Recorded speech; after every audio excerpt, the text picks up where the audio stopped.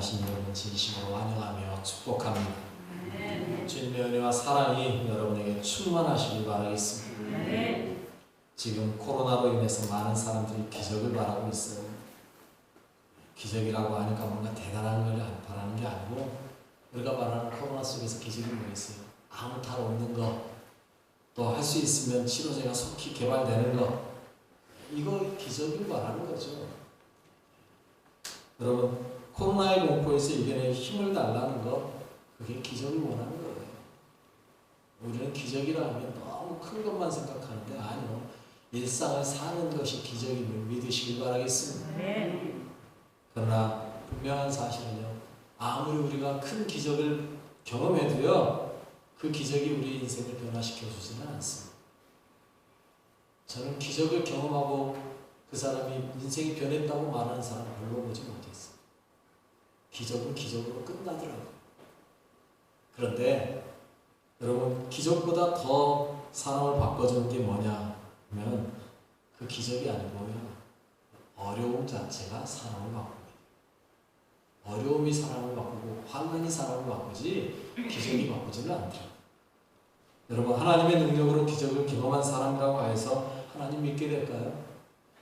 그런 사람도 있지만 그러지 않은 사람들이 더 많더라는 거예요. 요즘 시대를 보면요, 일상 사는 것 자체가 기적이죠. 그런데 그 일상의 기적 속에서도 우리는요, 하나님을 느끼지 못할 때가 너무 많아요. 하나님을 생각하지 못할 때가 너무 많아요. 매일의 삶의 기적을 경험하시는 여러분, 그 기적이 여러분의 삶에 어떤 영향을 미쳤습니까? 기적이 중요한 게 아니라 중요한 건요, 그 기적 속에서 하나님을 경험하는 것, 이게 중요해요. 하나님을 경험하고 느끼시는 여러분 되시길 바라겠습니다. 그리고 그 하나님을 나의 하나님으로 인정하며 사는 거예요. 여러분의 삶에 하나님을 얼마나 인정하는가가 중요해요. 하나님만을 높이며 살아가는 여러분 되시길 바라겠습니다. 얼마 전에 한 목사님의 설교가 유튜브에 있는 걸 들었어요. 그분의 말씀이 기적에 대한 이야기를 잠깐 하시는데, 기적은 기독교에서보다 다른 종교에서 더 많이 나타난다 그러더라고요. 그러면서 예를 드는데 뭐라는지 아세요? 무당도요, 신이라는 걸 받으면 작두를 탄대요. 그런데 기독교를 믿는다고 작두 타는 사람 있는 거 보셨어요? 그런 말이에요. 여러분, 무당도요, 신이라는 걸 받으면 작두를 탄대요. 기적 아닙니까? 그런데 여러분, 기독교는요, 아니거든요. 여러분, 그 말씀이 제 가슴을 쳤어요. 아, 그렇군요. 우리는 기적을 바라고 예수 믿는 경우가 얼마나 많습니까? 우리의 삶은요, 얼마나 기적을 요구합니까? 그런데 정작 기적은요, 기독교보다 다른 종교회가 많아요. 기독교는 종교가 아니잖아요. 기독교는 삶 자체잖아요. 그러니 우리에겐 기적이 중요한 게 아니에요. 기적으로 하나님을 보여주는 게 중요한 게 아니에요. 진정한 믿음은요, 기적을 보고 믿는 게 아니고요, 아무것도 보지 않아도 믿는 거예요. 믿음은 바라는 것들의 실상이고 보지 못하는 것들을 지은 거예요. 이게 믿음이라고. 예수님도 그렇게 말씀하셨어요. 요한복음 20장 29절에요. 예수께서 이르시되 너는 나를 본고로 믿느냐, 보지 못하고 믿는 자는 복되도다 하시다. 도마에게 하신 말씀이에요. 부활하신 후에 도마가 나는 예수님의 못자국에 손가락 찔러보고 옆구리에 손질러 넣어봐야 믿겠다라고 말하는데, 그런 그에게 예수님이 나타나시고 도마가 무릎 꿇으니까 그때서야 예수님이 하신 말씀이에요. 나를 본고로 믿냐? 보지 않고 믿는 자들이 더 복되다. 여러분들이 더 복된 자임을 믿으시기 바랍니다. 보지도 않고 잘 믿으시면 여러분들이 진짜 기적을 사는 거예요. 여러분, 기적은요, 하나의 수단일 뿐입니다. 하나님을 믿도록 만드는 수단이에요. 그런데 이 수단이 잘못되면요, 변질돼요. 오히려 그것으로 인해서요, 그 사람이 신이 되어버리는 경우가 있어요. 오늘 본문의 이야기가 그러지 않습니까? 사도 바울이 복음을 전하는 중에요, 발을 쓰지 못하는 사람이 복음을 듣는 걸 봤어요. 그가 복음을 듣는 모습 속에 사도 바울은요, 그에게 믿음이 있음을 봤어요. 그리고 일어난 게 기적이에요. 여러분, 본문을 잘 보셔야 된다고요. 말씀을 잘 보셔야 돼요. 그러니까 성경을 잘못 보는 경우가 참 많은데요. 오늘 본문에 잘 보면요. 뭐라고 말합니까? 9절에 이렇게 말하고 있어요. 바울이 말하는 것을 듣거늘 바울이 주목하여 구원받을 만한 믿음이 그에게 있는 것을 보고, 여러분 기적이 먼저 일어난 게 아니고요. 그 안에 구원을 받을 만한 믿음이 먼저 있었음을 보셔야 됩니다. 믿음이 먼저지 기적을 보고 믿음이 들어간 게 아니라고요. 많은 사람들이 착각해요. 그 믿음을 본 사도 바울이 그에게 명령합니다. 10절에요. 큰 소리로 이르되 내 발로 바로 일어서라 하니 그 사람이 일어나 걷는지. 그 사람의 믿음을 보자 사도 바울이 큰 소리로 외친 겁니다. 내 발로 바로 일어나서 걸어라. 여러분 그 사람 안에 구원에 대한 믿음이 있었기 때문에 일어난 일이에요. 믿음이 먼저라고요. 구원이는 기적이 먼저가 아니에요. 믿음이 먼저. 그런데 문제는 뭔지 아세요? 주변 사람들이에요.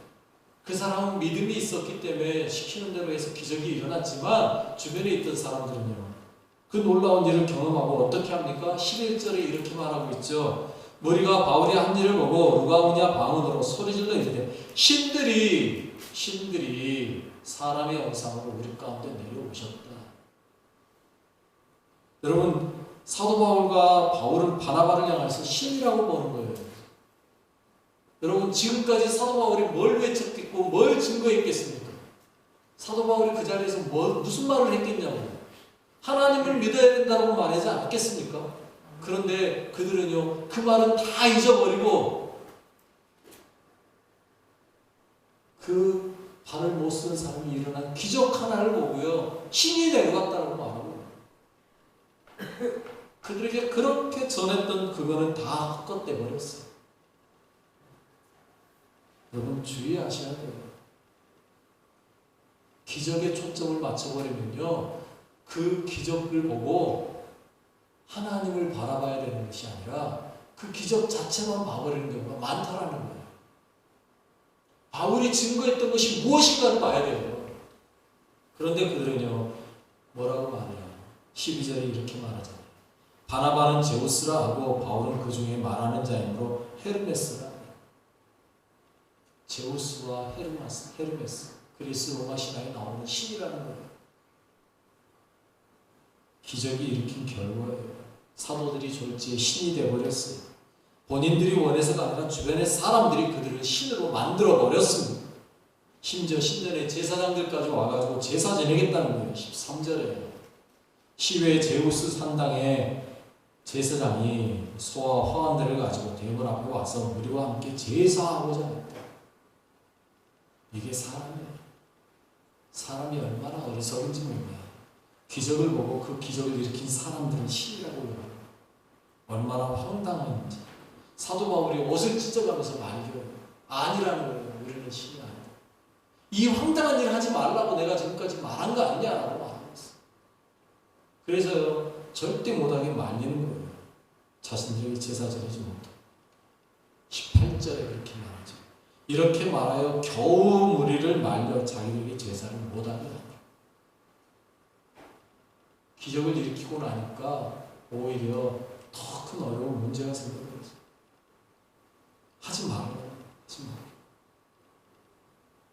여러분 수많은 사이비가 이렇게 탄생하는 겁니다. 처음에는 순수한 마음으로 하나님의 은혜로 병을 고쳤겠죠. 그러나 사람들이 옆에서 자꾸 그를 높이는 거예요. 아, 신이다. 저 사람이 진짜 구원자 아닐까? 저 사람이 우리 예수님 아닐까? 저 사람이 메시아 아닐까? 그러다 보니까 그가 어떻게 돼버려요? 아, 그래 내가 메시아. 이렇게 돼버리는 거죠. 사이비는요, 본인이 사이비다고 주장해서 본인이 신이라고 말해서 시작되는 게 아니고요. 대부분이 옆에 사람이 부추겨서 시작돼요. 주의하셔야 돼요. 기적이 이렇게 위험해요. 기적을 일으키고 나서요, 사도 바울이 얼마나 문제가 됐어요. 그런데 그걸 잘 극복해냈어요, 사도 바울. 그런데 더 문제는요, 주변 사람이라는 거예요.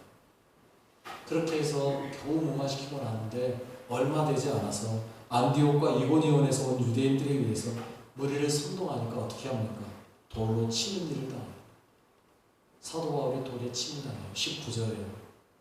유대인들이 안디옥과 이고니온에서 와서 무리를 충동하니 그들이 돌로 바울을 쳐서 죽은 줄로 알고 시외로 끌어내치니.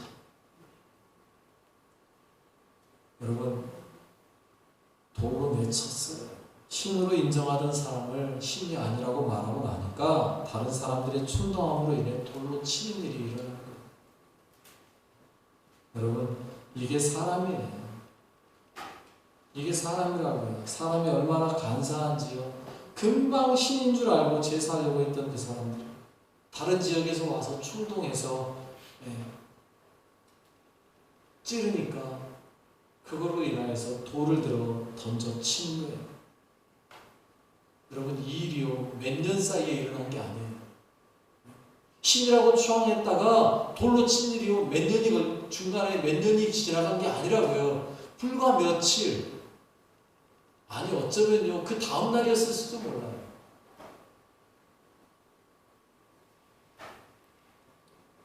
신이라고 부르던 그들이 이제는 신이 아니라 돌로 치는 일을 행하는 거예요. 무서운 일이에요. 이게 사람이에요. 하지만 여러분, 우리가 보려고 하는 건 그 사람들을 보려고 하는 이야기가 아니에요. 오늘 제가 말씀하고자 하는 건요 그 사람을 말하려고 하는 거예요.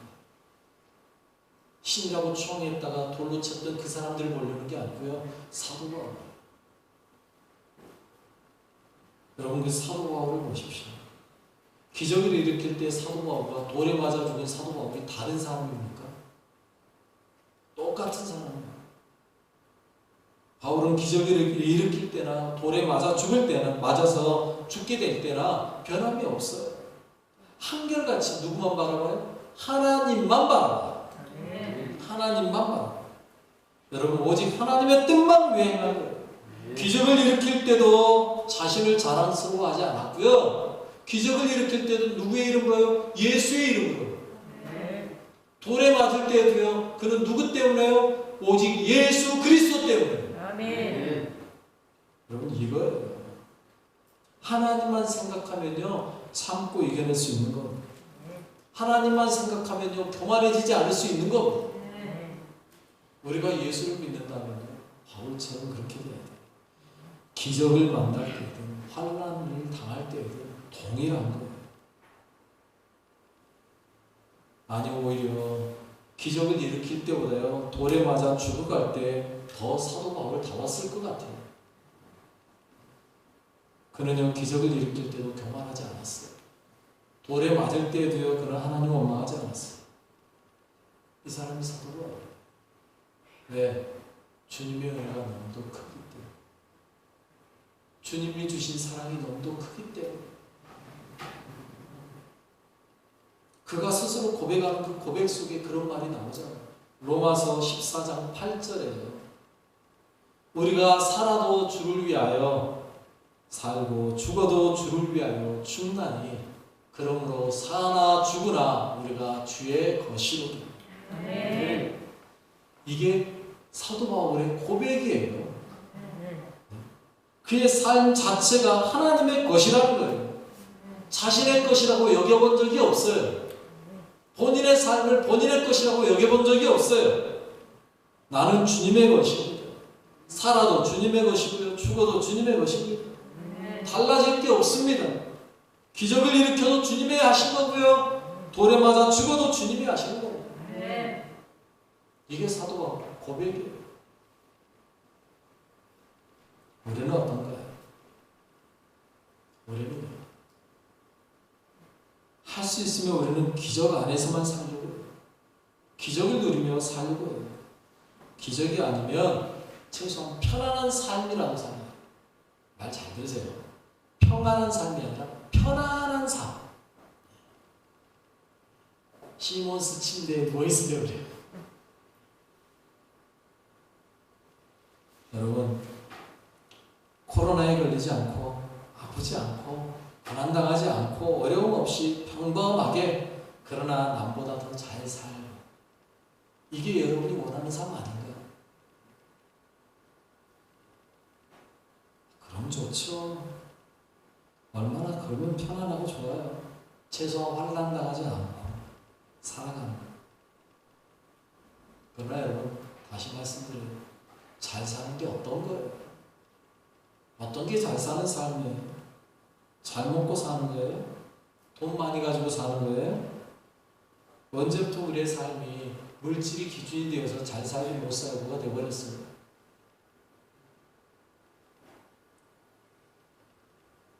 여러분 죄송하지만요, 공산주의의 반대는 자유민주주의가 아니에요. 공산주의나 자본주의나 똑같이 물질이 중심이에요. 우리는요 지금 물질이 중심인 사회에서 살고 있어요. 많은 기독교인들이 착각을 하더라고요. 기독교의 반대가 공산주의인 것처럼 공산주의 이야기만 나오면 막 싸움 심지를 켜고 불내고 다니는 사람들. 아니요. 여러분 지금 우리가 살고 있는 이 대한민국은 자본주의 사회입니다. 공산주의하고 다를 게 없어요. 물질이 중심이에요. 똑같아요. 다른 것이 있다라면 우리는 물질을 가지고 사유재산을 가지고 있고 공산주의는 사유재산이 없는 거 이 차이예요. 우리는요 물질이 중심이 아니라 뭐가 중심이어야 돼요? 하나님, 영이 중심이에요. 그게 기독교예요. 기적을 바라지 마세요. 평안함을 원하지 마세요. 편안함을 원하지 마세요. 우리는 환란을 좀 당해도요 괜찮아요.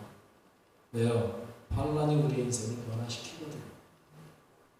고난이 우리를 바꿔놓습니다. 시편 기자의 고백이 그렇게 말하고 있어요. 시편 119편 71절에 고난 당하는 것이 내게 유익이라 이로 말미암아 내가 주의 율례들을 배우게 되었나이다. 고난이 우리에게 유익을 줘요. 아닌 것 같습니까? 여러분 한번 볼까요? 코로나가요 지금 대한민국 사회와 세상을 어떻게 바꿔가고 있는지 보실래요?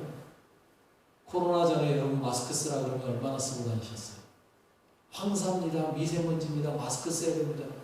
나 볼 때 거의 밖에 나올 때 마스크 쓰시는 분 못 봤어요. 미세먼지 속에서. 그런데 지금은요 다 쓰고 계시잖아요. 나야 떠들어야 되니까 벗었지.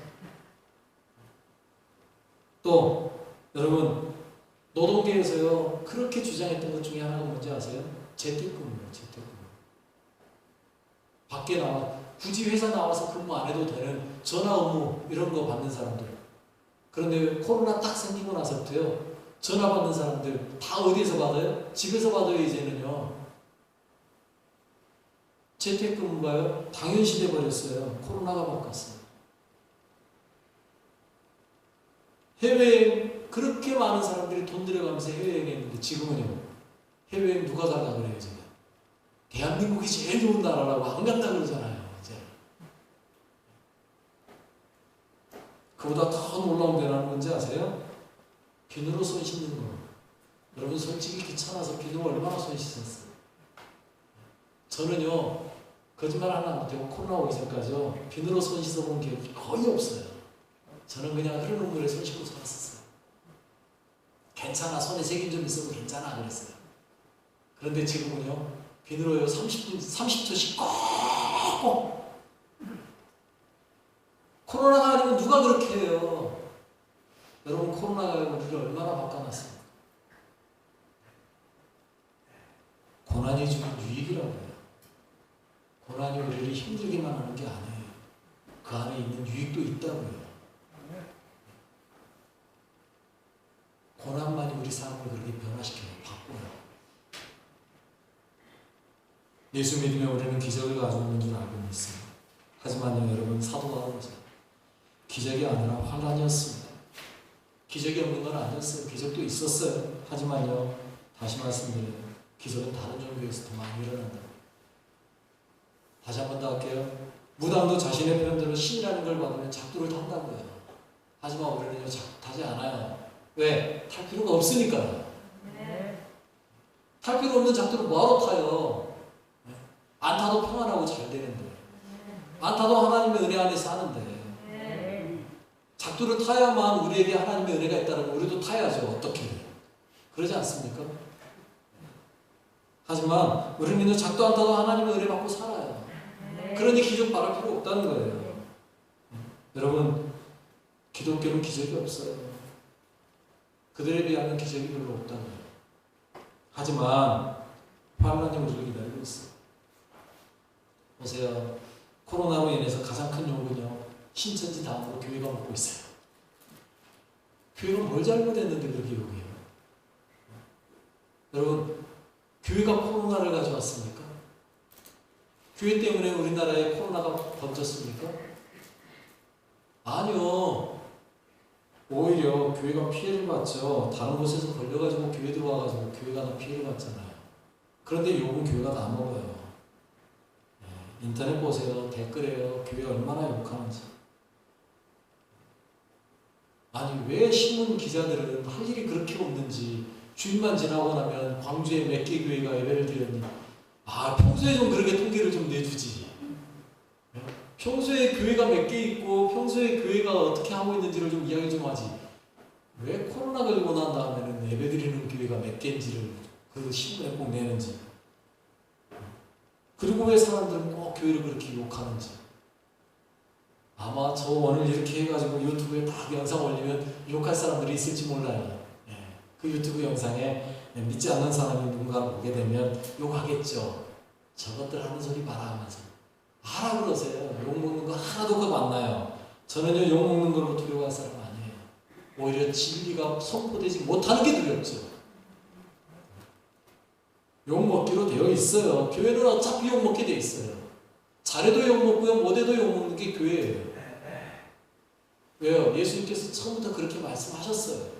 요한복음 15장 20절에 보니까요, 이렇게 말씀해요. 사람들이 나를 박해하였은즉 너희도 박해할 것이요 내 말을 지켰은즉 너희 말도 지킬 것이요. 예수님 박해하듯 우리도 박해받는 게 정상이라는 거예요. 그렇다고 우리가 두려워해야 합니까? 아니요. 주님은요, 두려워하지 말라 그랬어요. 요한복음 16장 33절에 이것을 너희에게 이르는 것은 너희로 내 안에서 평안을 누리게 하려 합니다. 세상에서는 너희가 환난을 당하라. 담대하라. 내가 세상을 이기었노라. 아멘. 환난 당합니다. 그러나 담대하십시오. 평안을 누리십시오. 아멘. 주님이 그렇게 약속하셨습니다. 아멘. 환난이 두려운 게 아니에요. 그 안에 주님이 주시는 평안이 있어요. 우리는 그건 누리는 거예요. 기왕 예수 믿으면 잘 살면 좋지 않냐라고 말하는 분들 계세요. 네, 잘 살아야죠. 당연히 잘 살아야죠. 그러나 여러분, 세상 기준으로 잘 살려고 하면 물질이라고요. 그러나 우리는요, 우리의 기준은 세상이 아니에요. 우리 안에 주님이 계시느냐, 이게 잘 사는 기준이 돼야 돼요. 내 안에 주님이 계시면 우리는 잘 사는 거고요, 내 안에 주님이 없으면 우리는 못 사는 거예요. 세상 기준으로 평가하고 판단하지 마세요. 기적 속에 살려고 말하지 마십시오. 기적 없어도 우리는 얼마든지 삽니다. 기적을 바란다고 오는 것도 아니고요, 기적이 있다고 잘 사는 것도 아니에요. 환란이 온다고 우리가 힘든 것이 아니고요, 환란을 힘들어하는 것이 힘든 거예요. 환란은 누구에게나 있습니다. 그걸 어떻게 이기느냐죠. 우리에겐 그 환란을 이기신 주님이 함께하고 계십니다. 얼마든지 이길 수 있습니다. 능력 주셨습니다. 사도 바울 보십시오. 돌에 맞고도요, 그는요 당당했습니다. 오히려 벌떡 일어나서 당당하게 다시 성으로 들어갔습니다. 그리고 어떻게 해요? 자신들이 돌아왔던 그 지역을 다시 돌아가서요, 그들에게, 제자들에게 이렇게 부탁합니다. 22절에요. 제자들의 마음을 굳게 하여 이 믿음에 머물러 있으라 보라고. 또 우리가 하나님의 나라에 들어가려면 많은 환난을 겪어야 할 것이라. 여러분, 하나님 나라 들어가려면 많은 환난 겪어야 돼요. 그러나 여러분, 그 환난이 우리를 어떻게 하지는 못해요. 두려워하지 마세요. 그 환난 가운데 주님이 함께하고 계세요. 주님이 여러분을 붙잡고 계세요. 아멘. 주님이 여러분과 동행하고 계세요. 아멘. 승리하셨습니다. 아멘. 우리는 이미 이긴 자들입니다. 아멘. 이게 진짜 잘 사는 것입니다. 기도하겠습니다.